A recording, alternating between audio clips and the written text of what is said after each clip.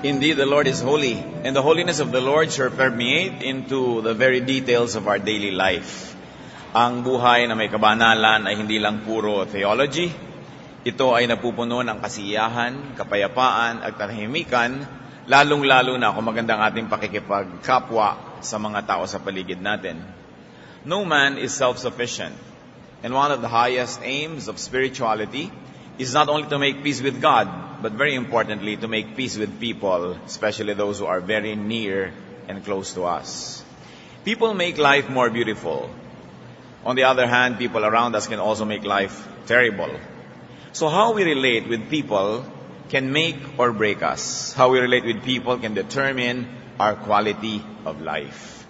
At dito po napakahalaga yung Proverbs, mga kawikaan, sapagkat napakaraming praktikal na katuruan, lalong-lalo sa pakikipagkapwa-tao. Ang tunay na kabanalan ay nagbubunga ng mapayapa, maganda at mabungang pakikitungo sa kapwa-tao. Ang pag-aaral natin ngayon, 8 Proverbs no-nos on relationships.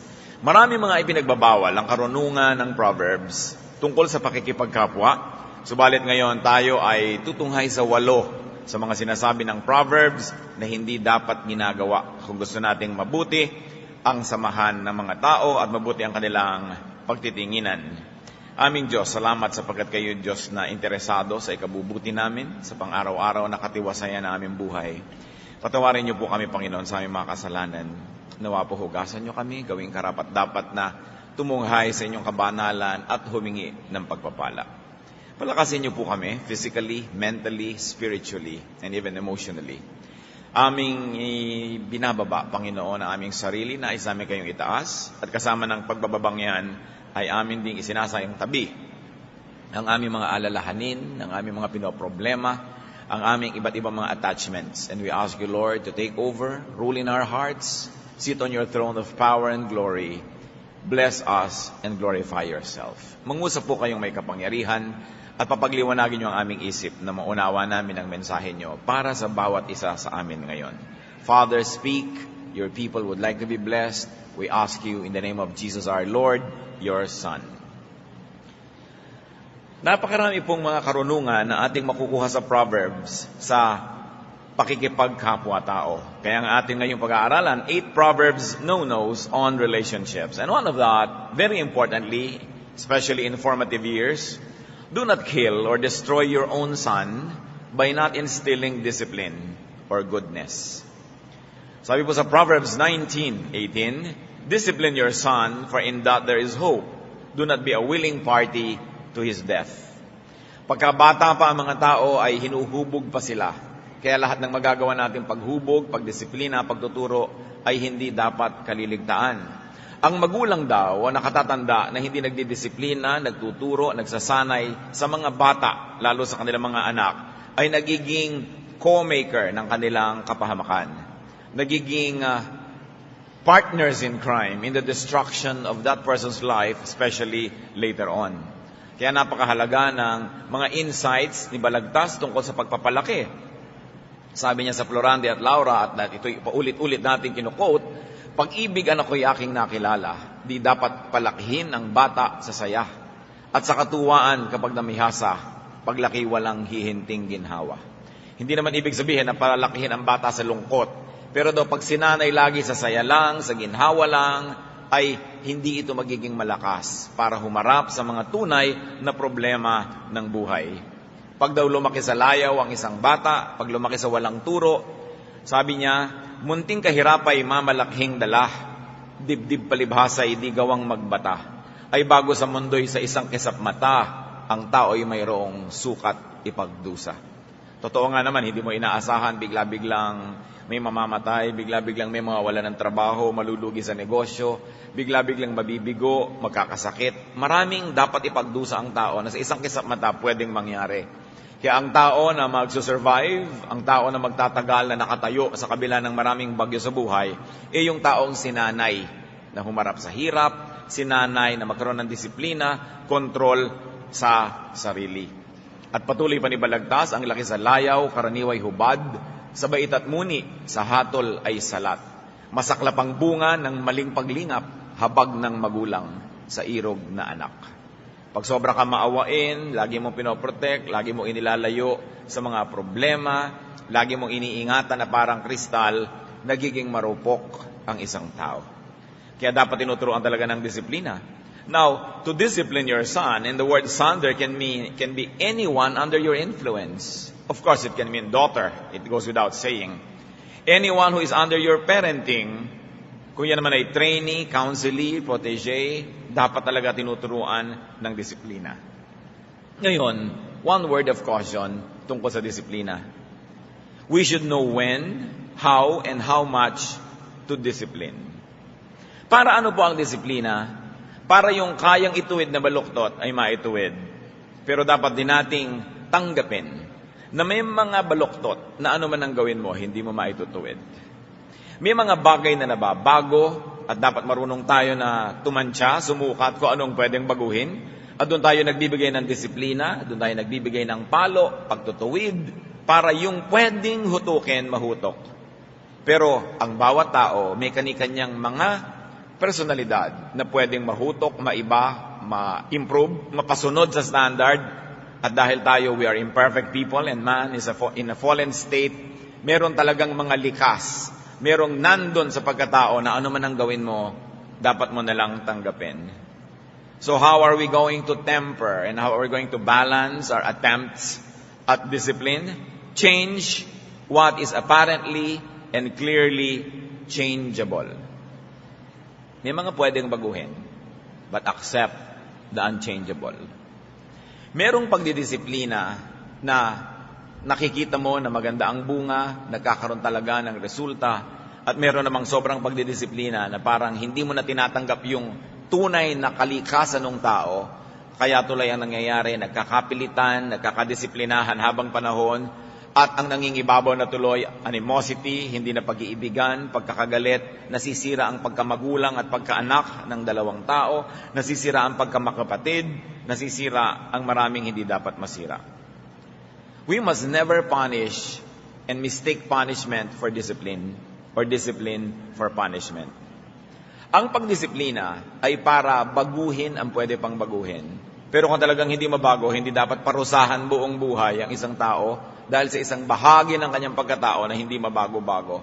Because it will only destroy relationships and these attempts at discipline will miserably fail. Meron din pong edad ang pagdidisiplina. Bagamat hindi naman pwedeng i-quantify in years, but discipline is very effective in formative years. Perhaps 1st to 7th year of a child. O kaya mula ito isilang hanggang mga 10, 12 years old. Pagkatapos nun, talagang nabago na sa kanya mga dapat baguhin kung naging maganda ang pag-aalaga at paghutok, pero may mga bagay na talagang siya yon at dapat tanggapin ng magulang na siya yon. Na hindi niya dapat wasakin, putulin ang kanilang relasyon dahil sa pagpipilit ng magulang na disiplinahin sa isang bagay na alam mong hindi talaga mangyayari. Napaka-importante na makita natin kung saan pwedeng magdisiplina at saan dapat na lang tayong tumanggap at magmahal. Saan tayo pwedeng magsikap na baguhin ang isang kapwa at saan naman tayo pwedeng tumigil na at mahalin na lang ang kapwa na yon. It is a balancing act that is without formula. Ang bawat magulang, ang bawat nagdidisiplina ang dapat magpasya kung hanggang saan niya igigiit ang pagdidisiplina at saan naman magsisimula yung walang patakarang pagtanggap. Maybe a general rule of thumb may apply. If it's going to already strain your relationship forever and into your child's mature years, then it's time to begin loving. Ang Diyos man ay nagdidisiplina sa atin. Ang Diyos man ay nagtuturo, pero alam natin na sa lahat ng bagay na hindi na natin kayang gawin at patuloy tayo nabibigo, nakalaan ang walang patakarang pagtanggap ng Diyos. Change what can be changed, accept what cannot be changed, and we always have to ask God for the wisdom to know the difference. Another no-no from Proverbs when it comes to human relationships is do not over-rely on a distant helper. Proverbs 27 verse 10, do not go to your brother's house when disaster strikes you. Better a neighbor nearby than a brother far away. Huwag masyadong umasa sa mga taong malayo naman.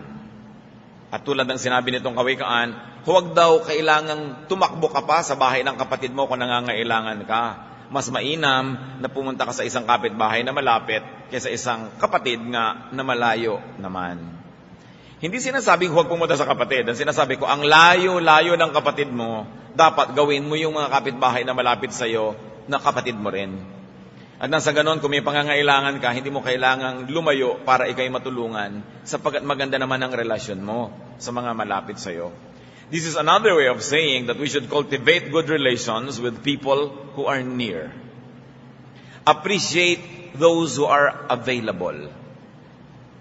Bakit mahilig tayo na hanapin yung wala, habulin yung malayo, umasam sa hindi naman nakakamit. At pagkatapos ay hindi pansinin yung nandyan, baliwalain yung available and near. People tend to neglect neighbors and over-focus on distant brothers. Sabi nga nila mga kapatid, 1 fish on the table is better than 10 in the ocean. Andyan na, available, yun ang dapat mong cultivatin. Hindi yung lagi mong hinahanap yung wala at hinahanap yung malayo. Marami kasi sa atin, sa halip ng papahalagahan natin kung ano yung nandyan na, nai-ignore natin at nawawala tuloy. Dahil lagi tayong umaasam dun sa malayo at sa wala. We always have to make do with what is here and what is now. We cannot forever pine for what is not. Sabi nga ni Percy B.C. Shelley, we look before and after and pine for what is not. Our sincerest laughter with some pain is fraught. Our sweetest songs are those that tell of saddest thought. Dahil ang lagi nating hinahanap, yung wala naman. One other no-no in relationships from Proverbs is do not abandon a friend. Habang itinuturo, nung pinag-aralan natin kanina, na dapat pahalagahan mo yung malapit kasi yan ang makakatulong sa'yo, itinuturo din na tulungan mo yung malapit sa'yo. Yung malapit physically at yung malapit emotionally. Isa sa mga virtues na pinahahalagan sa Biblia, yung pagkakaibigan, pagpapahalaga sa kaibigan, at walang patakarang pagtulong sa kaibigan. Proverbs 27:10, do not forsake your friend and the friend of your father. Hindi lang yung personal nating kaibigan ang pinahahalagahan natin, yung mga kaibigan din ng ating mga magulang. In other words, yung mga kaibigan ng mga nagpalaki sa atin, kaibigan ng mga tumulong sa atin at nagtaguyod sa atin. Kumbaga, kinakaibigan din natin yon, kinikilala din natin yon. Dahil sa pagiging kaibigan nila sa ating magulang, marami silang naitulong para ang magulang natin ay magpakamagulang sa atin naman. So we not only take care of our own personal friends, you also take care of our Father's friends. Meron ako isang dinig na nag-uusap, magkakapatid, sabi ng nakakatandang kapatid, yung mga pinsan natin na yan, ini-ignore ninyo. Dapat nyo yan kilalanin, mahalin. At sabi naman ng kapatid niya, nakakainis naman yung mga pinsan natin na yan . At sabi ng nakakatandang kapatid, yung magulang niyan, na kapatid ng ating magulang, ang daming naitulong sa magulang natin. So alang-alang dun sa magulang, kilalanin mo yung anak. Kahit siya mismo, walang masyadong credential. It is a very biblical concept na tumanaw ng utang na loob. At sabi, do not abandon a friend. That's what friends are for times of adversity. And friendships are strengthened in times of need. Yung kasama mo sa kasiyahan, maganda yon. Pero kasama mo rin ba siya sa pangangailangan? Ang mga tunay at malalakas at matitibay na pagkakaibigan ay yung pinagbubuklod ng pagtutulungan. Habang pinapahalagahan natin yung kasama natin sa saya, dapat naman doble nating pahalagahan yung kasama natin sa dusa, sa hirap, sa pagluha, sa mga pangungulila, kadiliman, sa panghihina at sa kasalatan. Sapagat yan ay kamay ng Diyos na iniaabot sa atin at ginagamit lang ay tao. So pahalagahan natin yung ganito mga instrumento. If your friend is in need, if your friend is in trouble, it is your great chance to strengthen the friendship, to strengthen the relationship by being there for him or for her. Gawin natin mga kapatid at ating linawin sa ating isip na ang pangangailangan ng isang kaibigan ay hindi abala sa atin. Hindi sagabal, hindi setback. Ang pangangailangan ng isang kaibigan ay pagkakataon natin na tumulong. Pagkakataon natin na magpalakas ng ating pagkakaisa. It is an opportunity not to be avoided, but actually to be taken advantage of, to use for the furtherance and strengthening of the relationship. Bihira namang tao ang laging may matinding pangangailangan. So pag dumadating yun, huwag nating palampasin. Lalo't kakayanin natin na tumulong. Not everybody needs help every time and every day. So we have this rare chance and opportunity to be helpful. Hindi yan pinalalampas. At meron pang isang dahilan, bagamat hindi naman ito dapat yung primary motivation, dahil tinuturo ng Diyos kung anong ginagawa mo sa kapwa mo, yun ang gagawin sa'yo ng Diyos. Kung anong itinatanim mo, siya mong aanihin. Bakit mo ngayon tatakbuhan ng isang nangangailangan? Paano pag ikaw ay nangangailangan? Di tatakbuhan ka rin ng mundo? Although I am very emphatic that it should not be the motivation for helping. But yes, even the purest of motivations in helping is also rewarded by God. Kahit wala kang inaasahang sukli, ay may inilalaan ng Diyos na sukli dyan. Kaya hindi dapat palalampasin. Parang panahon ng taniman, maganda ang panahon, may tubig, may ulan, may lupa, merong kang pataba, merong kang binhi, magtanim ka. Huwag mong palampasin yon. Kasi pag lumampas yung tanim ng panahon ng taniman, pagdating ng anihan, wala ka namang aanihin. Do not neglect a friend. And another no-no in relationships is do not betray trust. Proverbs 3:29, do not plot harm against your neighbor who lives trustfully near you. Said another way, do not plan evil against trusting neighbors. Ang nagtitiwala ay dapat sinusuklian ng katapatan.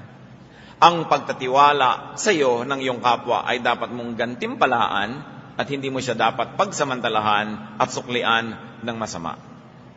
Napakalaki nating karangalan na may nagtitiwala sa atin. At ang pagtitiwala niyan dapat pinapahalagahan, sinusuklian ng katapatan. So be neighborly. Being a neighbor is a ministry. Akala ba natin yung ministry lang, yung kumakanta ka sa choir, nagtuturo ka sa Sunday school, nagmi-mission ka sa Africa, nag-a-usherette ka sa church? No. Just being a neighbor is a ministry by itself. Kaya sasabihin, wala naman po akong ministry. Mabuti ka bang kapitbahay? Mabuti ka bang kaibigan? Mabuti ka bang kamanggagawa? Mabuti ka bang kasama sa opisina? Mabuti ka bang kaeskwela? Kung yon ay masasagutan mo ng yes, then you have a ministry.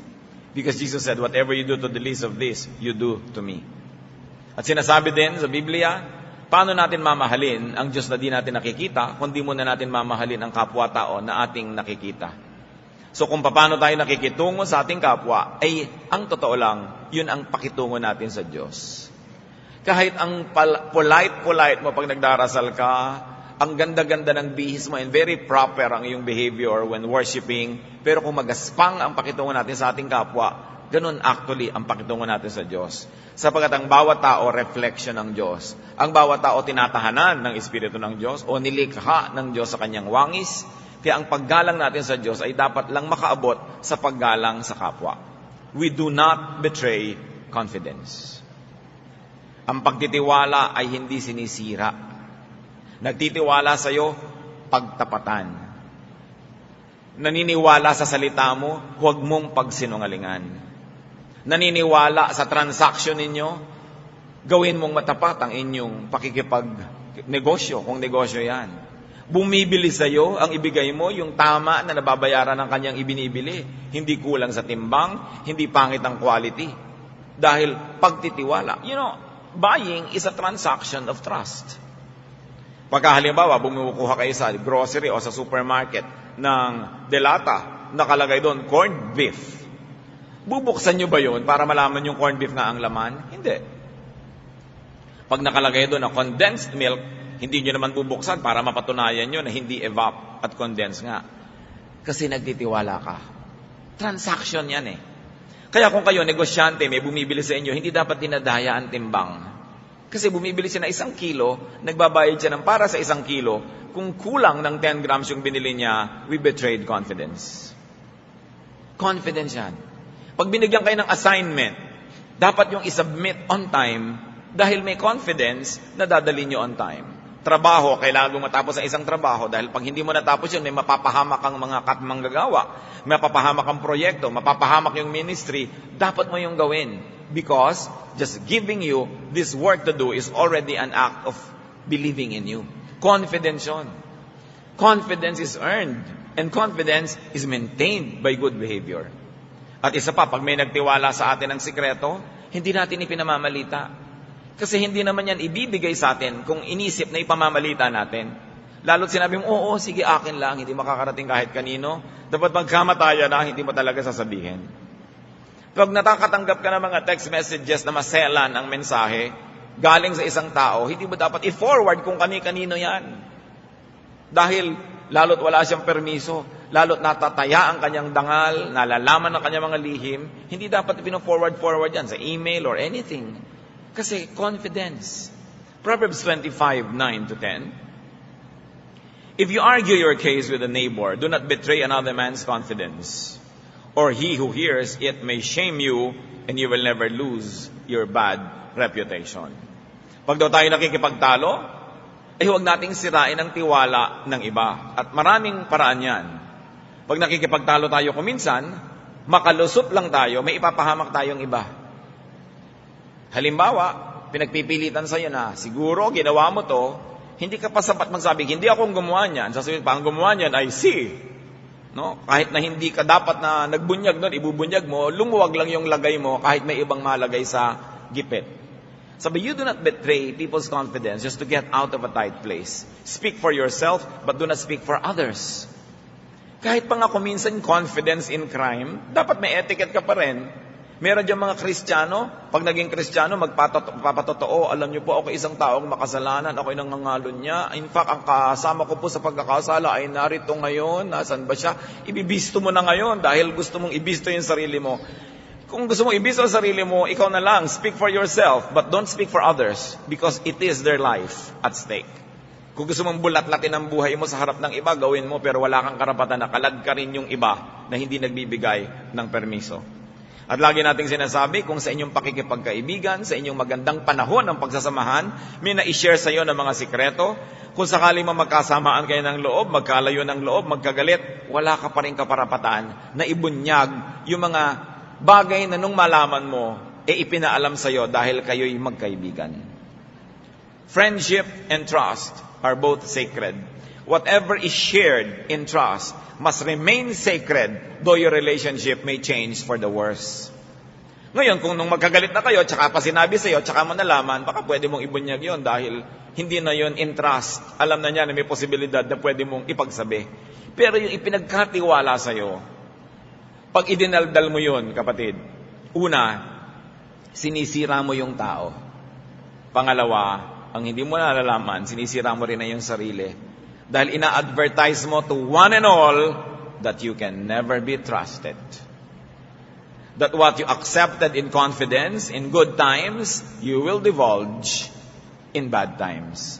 So yung nakikinig sa'yo na may sinisiraan ka, alam mo nung araw, nalaman ko, ganyan siya, hindi kanya pagtitiwalaan. Dahil kung kayo naman ang magkasira, gagawin mo rin yun sa kanya.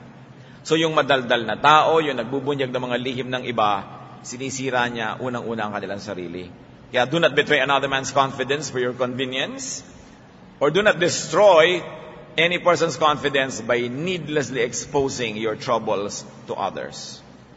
Pag ipinakita natin sa ating kapwa na hindi tayo napagkakatiwalaan dahil sa ating kadaldalan, ang totoo nun, malaki rin ang kinukuha natin at ninanakaw doon sa mga taong yon. Anong ibig ko sabihin? Being trustworthy is a ministry. Meron ba kayo tao na pinagkakatiwalaan? Meron ba kayong tao na pinaniniwalaan? Believe kayo sa kanya? Pag may problema kayo, alam nyo pwede kayong lumapit. Pag meron kayong hirap ng loob, alam nyo pwede nyong iluhog sa kanya at mabibigyan niya kayo ng comfort.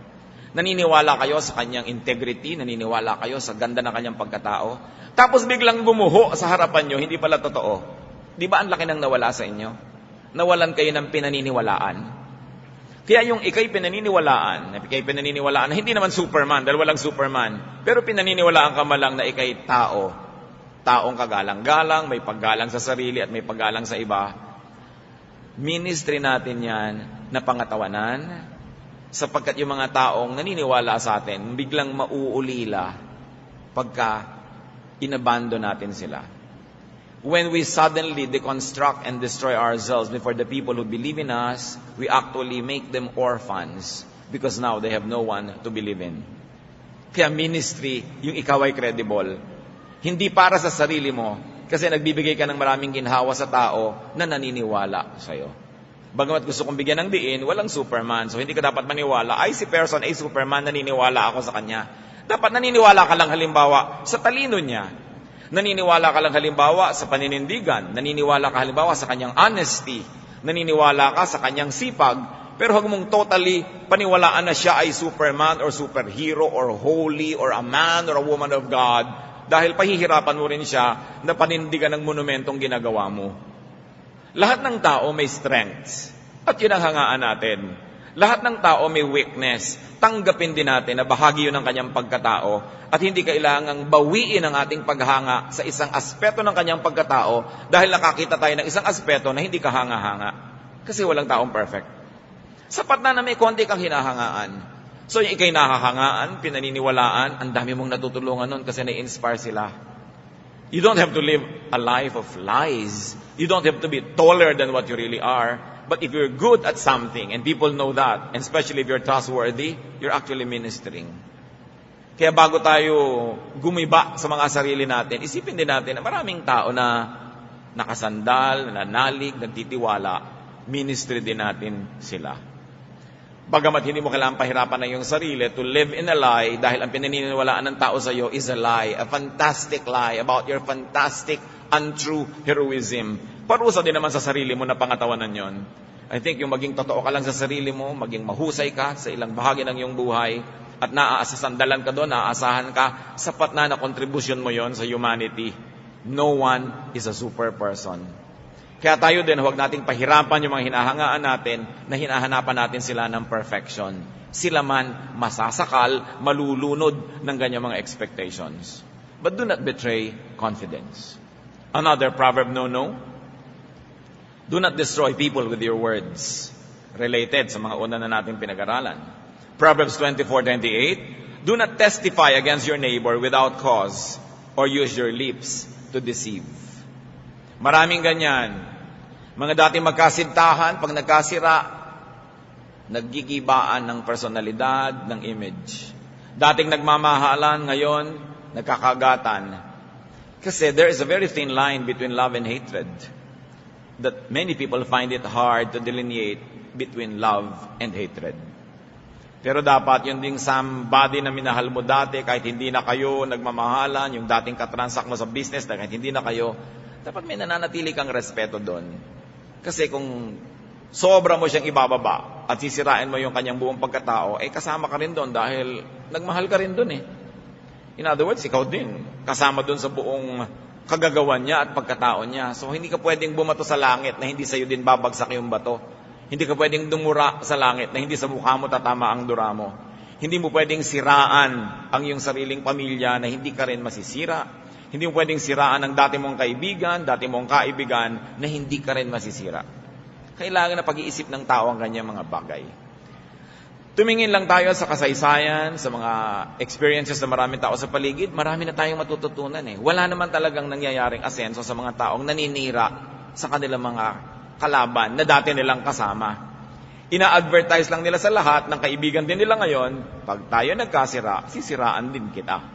Kaya lumiliit din ang sarili mong mundo. So do not testify against your neighbor. The tongue, the speech is powerful.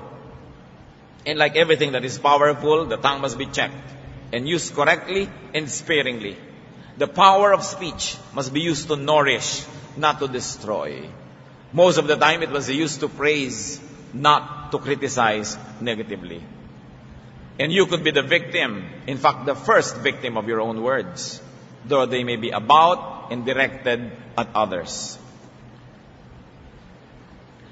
Bakit po tayo ang magiging unang biktima ng mga masasama nating salita? Sapagkat ang ating bokabularyo ay nagbubunyag lang ng tunay na laman ng ating puso. The kind of words you use, the kind of attacks you use against people, only reflect what is inside your heart. Pag wala ka nang sinabi, kundi kapintasan, halimbawa, ng iyong asawa, baka ikaw na ang may kapintasan yan.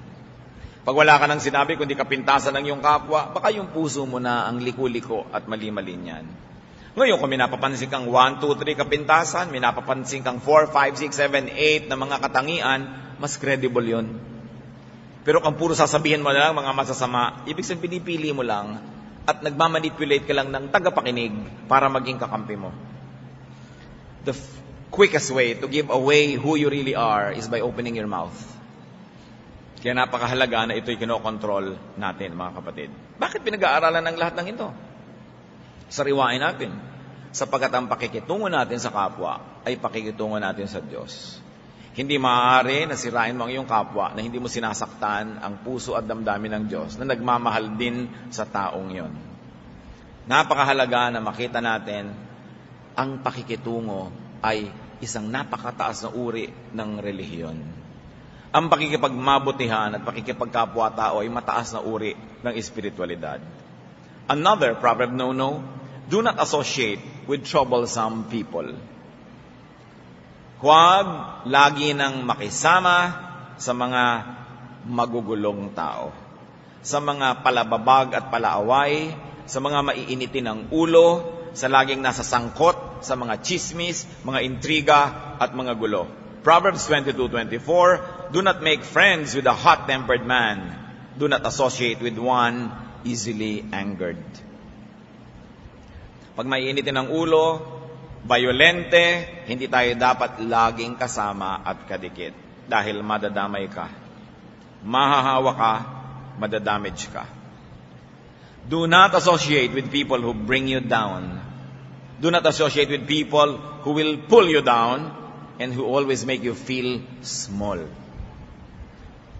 Ang nadidinig natin, nakakaapekto sa ating pag-iisip, maging sa pananaw natin sa ating sarili. Kaya yung taong laging pinipintasan, nagkakaroon ng inferiority complex. Yung tao din namang laging napupuri, kung hindi magpapakatino, ay yayabang. Kaya, binibitawan natin ang mga salita, matapos muna natin itong suriin. At hindi tayo dapat lagi nang nakikipagmabutihan sa mga taong pinapababa ang ating pagkatao, pinapaliit ang ating mundo, pinapakitid ang ating utak, at lagi tayong ginagalit. At dito tayo mag-ingat, mga kapatid, may mga tao madaling manggalit. Nagtataka ka, hindi ka naman galit kay person A, pero nung nakausap mo si person B, dahil galit siya kay person A, mamaya galit ka na rin. This is a very evil influence because you're becoming judgmental. Bakit judgmental? Because you've never heard the other side. Sa hukuman, pinapakinggan yung nagsasakdal at yung isinasakdal. Pinapakinggan yung saksi ng nagsasakdal at yung saksi ng isinasakdal. Kasi dapat pinakinggan mo pareho bago ka magbigay ng hatol. Pero kung nagalit ka na sa isang tao dahil yung kausap mo galit sa kanya, judgmentalism na yan. Dahil hindi mo pa nadinig ang kabilang partido. Iniingatan natin ang sobrang pakikipagmabutihan sa mga tao na bad ang influence. Tinuturuan tayong magalit lagi, tinuturuan tayong matakot lagi. Kaya yung mga taong wala nang alam pag-usapan, kundi ang tumataas na presyo, ang taas ng bilihin, makipag-usap lang kayo dyan mga once a year. Kasi pag lagi nyo silang kausap, lulungkot kayo, at hindi rin naman bababa yung presyo. Yung mga taong laging ang pinag-uusapan, mga sakit nila, oy, anong blood pressure mo ngayon? Anong sugar count mo? Oy, anong ganyan mo? Ang libangan nila ay magpalalaan ng karamdaman. Yung alam mo, ang taas ng presyon ko ngayon, 120. Oh, ako nga, 150. Uy, wala kayo sa akin, 190 ako. Wow, palakpakan. Ikaw ang nanalo. Yung mga, ang asawa ko nga, hindi umuwi na isang araw. Yung asawa ko, 5 araw. Aba, ang asawa ko, 1 taon. Palakpakan, ikaw ang nanalo. Bakit may mga tao gusto magpaligsahan sa kalungkutan, magpaligsahan sa pagiging kawawa, sa pagiging martir? Huwag kayong sasali sa ganito mga usapan dahil mawawala ng kulay ang buhay nyo, magiging black and white. Yung dati ninyong THX na sound ng buhay, wala. Magiging ordinaryo lamang na stereo o mono pa nga.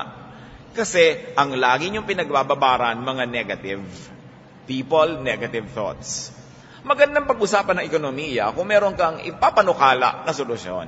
O kaya mga ipapanukala na paraan to beat high prices. Pero kung puro gripes and reklamo lang, araw-araw yon, hindi nyo dapat sinasayang ang oras nyo sa ganyang mga bagay. At kung anong lumalabas sa bibig, nagkakatotoo. Kaya laging, ako masakit ang ulo ko, mahihilo ako. Hindi pa nahihilo, mahihilo ako mamaya. Mahihilo ka nga dahil sinasuggest mo na eh. Hindi ko kaya yan. Hindi mo nga kaya. Because there is power in the spoken word. So we're careful about what words we allow to be thrust into our ears. Because they will have a mysterious power to become true and real. Pinipili natin yan. Pahalagahan nyo ang mga tao who make you feel good about life and inspire you not only to feel good, but actually to really do something so that it will be good. Pahalagahan nyo yung mga taong hindi lang nakakapagpatawa sa inyo, kundi nakakapagpakita rin kung paano pasasayahin ang buhay sa pamamagitan ng pagsisikap at sa pamamagitan ng karunungan. Pahalagahan nyo yung mga tao na nagpapakita ng ating mga kapintasan at kakulangan habang hindi tayo nilalait, kundi tunay na sinusuri ang ating mga strengths and weaknesses. Pinipili ang kasama. Pinipili ang pagbubuhusan ng oras. Pinipili ang ka-text, ang ka-chat. Hindi lang yung mga walang katuturan ng mga pinag-uusapan sapagkat sayang ang mga dumadaang sandali. There is so much to learn this side of eternity. There is so much blessing to get and receive. There is so much heroism to do. Kaya dapat tinitingnan natin sino ang mga tao who will bring out the best in me. Because iron sharpens iron. Who are the people who bring out the worst in me? You avoid these people. Hindi na tayo binibigyan ng mission ng Biblia na baguhin ang lahat ng tao. Ang unang sinasabi, avoid them. Do not associate with them. At kasama na dyan yung susunod natin, pakikitungo, gusto mo maging mabuti ang buhay, do not join drunkards and gluttons. Yung mga taong walang hinahanap, kundi meron ba tayong maiinom, meron ba tayong pulutan, iwasan nyo yan. At kung tayo yan, kailangan tayong magbago-bago ng sistema. Proverbs 23:20-21. Do not join those who drink too much wine or gorge themselves on meat, for drunkards and gluttons become poor, and drowsiness clothes them in rags. Sabi sa Tagalog, huwag kang makikisama sa mga lasenggo at sa masiba sa pagkain, pagkat sila'y masasadlak sa kahirapan at darating ang panahong magdadamit ng basahan. Parang maraming pamilya hindi natututo sa mga paulit-ulit na paghihirap ng kanilang mga henerasyon. Nakita mo na lasenggo si lolo, lasenggo rin si tatay, at mamaya lasenggo rin si anak. Bakit ang daming pagtitipon dito sa ating bansa, hindi kumpleto hanggang hindi nalasing ang mga kalalakihan at nagsaksakan ng basag na bote? Bakit kailangan, naiinom lang, tambak-tambak ang iinumin, na kailangan hanggang nagsusuka ka na at nagkanda, hilo-hilo ka na, pasuray-suray ka, tsaka ka palang titigil. Pag may naglalasing na tatay, may ninenervyos na asawa, may ninenervyos na anak. Yung mga pahirap sa kamag-anak ng mga mahilig uminom at malasing, dapat nang wakasan ng mga taong nasa Panginoon o kaya mga taong gustong magkaroon ng matinong pamumuhay. Bakit kailangan laging lasingin ng utak? Yung mga tunay na lalaki na hindi makapagsalita hanggang hindi lasing, mga hindi tunay na lalaki. Hindi makapagtapat ng pag-ibig hanggang hindi nakainom ng lambanog. Hindi makapagsabi ng niloloob hanggang hindi pasuray-suray. Anong pagiging tunay na lalaki doon? Weak characters have to lean on strong drink. Diyan dapat sinusukat na kaya mong sabihin nang matino ka. Kaya mong harapin nang hindi ka bangag o lasing. Yung mga palainom na kamag-anak, mga kaibigan, mga kapitbahay at mga kasamahan, obserbahan nyo sila. They are the people who live in cycles of poverty, cycles of violence, cycles ng paggawa ng nakakahiya at paghingi ng tawad kinabukasan, cycles ng mga kahiyahiyang mga asal na bukas naman ay pinipilit bayaran o takpan. Pero uulit at ulit yon, ting may binyagan, ting may kasalan, ting may handaan, paulit-ulit lang, parang walang natututunan. Hindi baling magkamali, pero bawat pagkakamali dapat nagpapatalino sa atin para magkamali man tayo uli, lumiliit yung size ng pagkakamali at yung damage nun. Hindi pa ulit-ulit na lang. Dapat nating obserbahan yan. And finally, 8, bagamat napakarami pa dapat, pero hindi naman natin kayang ubusin sa isang harapan ito. Do not rejoice when people fall, even if they were your enemies. Puro tungkol sa pakikipagkapwa ito. May kalaban ka, biglang nasunugan ng bahay, huwag kang matuwa. Biglang napahiya, huwag kang matuwa. Proverbs 27:17-18, do not gloat when your enemy falls, When he stumbles, do not let your heart rejoice, or the Lord will see and disapprove and turn His wrath away from him. Sabi sa ating wika, huwag mong ikagalak ang pagbagsak ng iyong kaaway ni ang kanyang kapahamakan. Kapag ginawa mo yan, magagalit sa iyo si Yahweh at sila'y hindi na niya paparusahan. Pag meron tayong kalaban at napapahamak at pinagtawanan mo, dinagdagan mo ng paglait, ipinagdiwang mo ang kanilang pagbagsak, yung galit ng langit sa iyo mapupunta, mawawala sa kanila. Huwag tayo dapat na magbubunyi kahit pangakaaway natin ang napapasama. In relationships, we harvest what we plant. We keep what we give away, and we lose what we selfishly keep. You keep only that which you give away. Relationships are like they are like plants in a pot, mga potted plants. They have to be watered, fertilized, nourished, pruned, taken care of. They cannot be abandoned and expect to thrive, to grow, and to flourish on their own.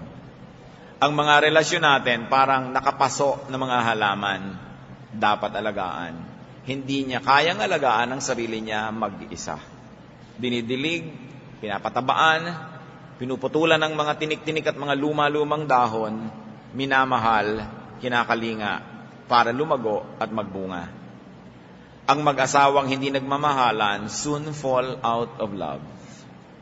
Magulang at anak na hindi nagmamahalan, bagamat hindi napuputol ang relasyon, pero napakalaki ng nawawala sa magandang pagtitinginan. Magkakapatid na hindi nagmamahalan, hindi automatic that you will always like to be there to help. Magkaibigan na hindi nag-aalaga sa isa't isa, hindi yan makararating sa malalim at sa mataas na antas ng pagkakaibigan.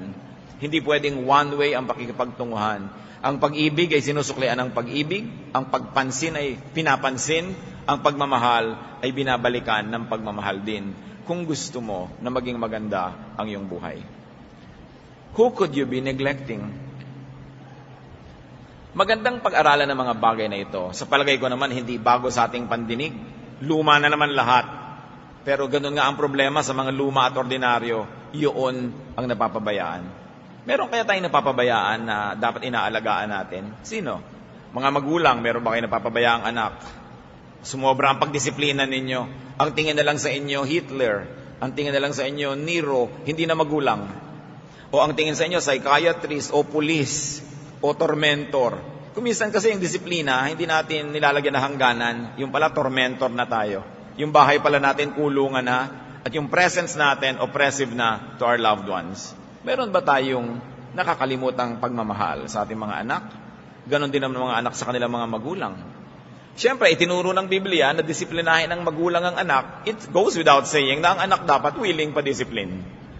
At dapat din niyang unawain ang kanyang magulang kung siya dinidisiplina sapagkat yon ay tungkulin ng magulang. Kung minsan yung magulang magaling magdala, kung minsan hindi magaling magdala, pero tinisika pa rin niyang dalin ang kanyang pananagutan na magdisiplina, and just for the effort, dapat appreciated. Sino ang nanineglect natin na kapatid o kaibigan? Napakaraming tao, nalilimot natin at naaalala lang natin pag kailangan natin sila. Dapat naaalala din natin sila kahit hindi natin sila kailangan. Kung tayo ay masaya, mariwasa, maluwag, matiwasay, panahon yon para isipin kung may mga taong nakakalimutan natin, mga taong dapat nating paglingkuran at ministeran. God makes us comfortable not only for our own comfort, but so that we may be equipped to comfort others as well. Comfort, wealth, health, strength are both tools of ministry. They are not self-serving, hindi lang para sa sarili. Bagamat para rin sa atin, para ma-enjoy natin yan, pero hindi kinakalimutan na kung tayo'y pinapayaman, pinapalakas, pinapabango, pinapatalino, pinapauso ng Diyos, meron tayong mga pananagutan, lalo sa mga malapit sa atin. Just like in any other aspect of life, our relationship with people is this: do your part and get your share. Diyos namin sa langit, kayo na nagbibigay ng maraming kasiyahan dahil sa aming kapwa-tao, turuan mo kami kung paano, Lord, i-maximize yung relationships namin with people. Kung paano namin lubos na payayamanin, pagagandahin, pakikinabangan para sa amin at sa aming kapwa, yung mga relasyon namin sa aming magulang at anak, relasyon sa kapatid, sa mga kamag-anak, relasyon sa mga kapatid sa Panginoon, mga relasyon sa kamanggagawa, kaeskwela. Ituro mo sa amin, Lord, that our relationships are trusts that must be taken care of. Ipaalala mo sa amin na kami ginagawa mong blessing sa maraming tao. Bagamat kami man ay gusto mong maging primary beneficiary of your blessing. Ngayon, Lord, gusto namin pong mag-isip-isip, magbulay-bulay, kung meron kami nagiging mga pagkukulang. Nais din namin kayong pasalamatan sa lahat ng mga mabubuting nagagawa namin dahil tinuturuan nyo kami at naiinawaan namin. Palakasin nyo pa kami, palawakin ang isip, para lalo pa naming mapaganda ang aming buhay at buhay ng aming kapwa sa pamamagitan ng godly dealing with people who are around us.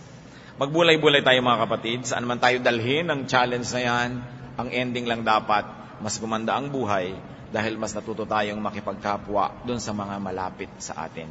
Sinong dapat iwasan, sinong dapat lapitan, sinong dapat pakinggan at sinong dapat hindi pakinggan, anong dapat ating iparinig at hindi iparinig sa ating kapwa para buhay nila at buhay natin mas gumanda.